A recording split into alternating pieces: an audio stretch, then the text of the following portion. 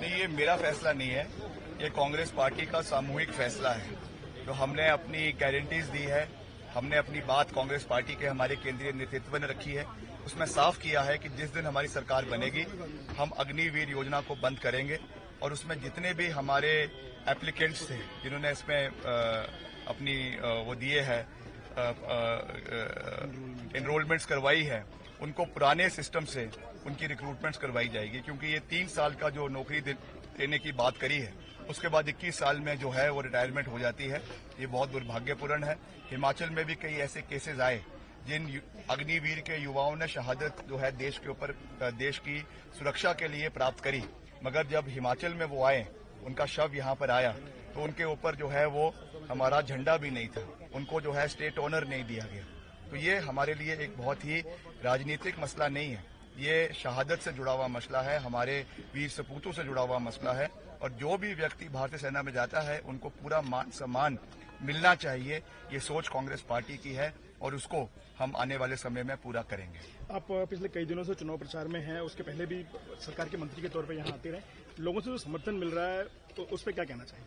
नहीं, मैं धन्यवाद करना चाहता हूँ। हर इलाके में जहाँ हम जा रहे हैं अपूर्व समर्थन और आशीर्वाद और प्यार लोगों का मिल रहा है, चाहे महिलाएं हैं, चाहे बुजुर्ग है, चाहे कर्मचारी है, पूर्व कर्मचारी है, एक्स सर्विसमैन है।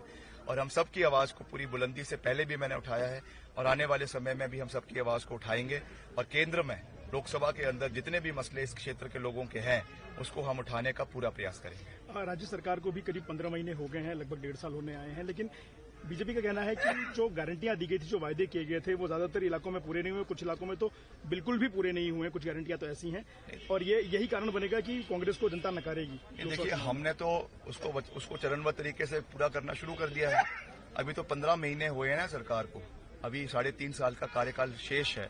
हमने उसको स्पेसिफिक डिस्ट्रिक्ट्स में पूरा करना शुरू कर दिया है। उसके लिए 800 करोड़ रुपए का बजट का प्रावधान किया है और महिलाओं ने फॉर्म भरने शुरू कर दिए हैं। 6 जून को ये हर महिला को मिलना शुरू हो जाएगा। अभी हमारा समय पड़ा है, उनको चिंता करने की क्या आवश्यकता है। उनकी तो 15 लाख उन्होंने हर खाते में डालने की बात करी थी, आज 10 साल पूरे हो गए हैं, एक फूटी कौड़ी किसी के खाते में नहीं आई है, तो वो हमको क्या बात कर रहे हैं। हम अपने वचन पर पूरी तरीके से खड़े हैं। 800 करोड़ रुपए का बजट रखा है, वैसे ही न्यूनतम मूल्य दूध का है वो हमने सेट किया है, और भी जो हमने कार्य है ओपीएस के बारे में हमने बात करी वो हमने आज इम्प्लीमेंट कर दिया है। तो अधिकतर हमारी सारी गारंटीज पूरी हो चुकी है। जो बची है उनको हम चरणबद्ध तरीके से प्रदेश के अंदर पूरा करेंगे। कल अमित शाह ने राज्य सरकार पर निशाना साधते हुए ये भी कहा कि डायरेक्ट और इनडायरेक्ट तरीके से 3200 करोड़ रुपए से ज्यादा राज्य सरकार को केंद्र सरकार ने भेजा है और चुनाव खत्म होते ही उसका हिसाब मांगा जाएगा। देखिए, मैं ये जिम्मेवारी के साथ ये बयान दे रहा हूँ कि हमको मात्र 300 करोड़ रुपए आपदा में मिला है, मात्र 300 करोड़ रुपए, जो हमारे एसडीआरएफ और एनडीआरएफ के माध्यम से ये पैसा प्रदेश को मिला है।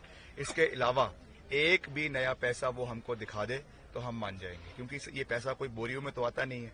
इसकी सैंक्शनिंग होगी, इसकी डिपार्टमेंट से सैंक्शनिंग होगी, इसकी चिट्ठियां निकलेगी, तो हमको एक भी चिट्ठी दिखा दे कि कहाँ पे ये पैसा आया है। जो सेंट्रल स्पॉन्सर्ड स्कीम्स में जो पैसा आ रहा है वो तो और राज्यों को भी मिलता है, हिमाचल को भी मिल रहा है, वो हमारा अधिकार है, टैक्स पेयर का पैसा है।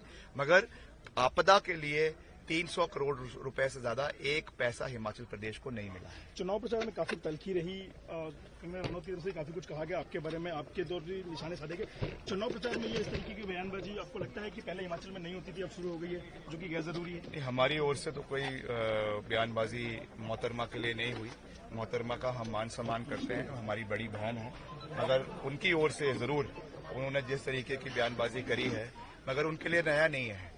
उन्होंने वहां पर मुंबई में भी ऐसे ही बयानबाजी वो किसानों के ऊपर करती है, दलाई लामा जी के ऊपर करती है, सरदारों के ऊपर जो हमारे किसान हैं उनको खालिस्तानी कहती हैं, तो उनकी आदत है। उन्होंने हमको भी कहा है, हमको से कोई फर्क नहीं पड़ता। आज अपने भाषण में कहा कि चुनाव प्रचार खत्म होते ही वो फिर से एक बार बॉलीवुड लौट जाएंगी। आप भी बन सकते थे सीनियर स्टार, लेकिन आप यहाँ जनता की सेवा में थे हैं और देखिए, ऐसा है, बॉलीवुड में कोई फिल्म करना कोई बहुत बड़ी बात नहीं है। हम भी चाहते तो कर सकते थे, मगर हमने ये चुना कि हम यहाँ पे रहेंगे और मिलकर हम यहाँ के कार्यों को करेंगे। तो अच्छा है, we are proud of her कि उन्होंने अच्छा काम बॉलीवुड में किया है, मगर ये जो आज यहाँ का कार्य है, समय देने वाली बात है, ये उनके अंदर नहीं है। इसलिए लोग इस चीज को जानते हैं और लोग इसलिए जो व्यक्ति समय देता है, उनके दुख सुख में उनके साथ खड़ा रहता है, वो ही उनको कार्य को समर्थन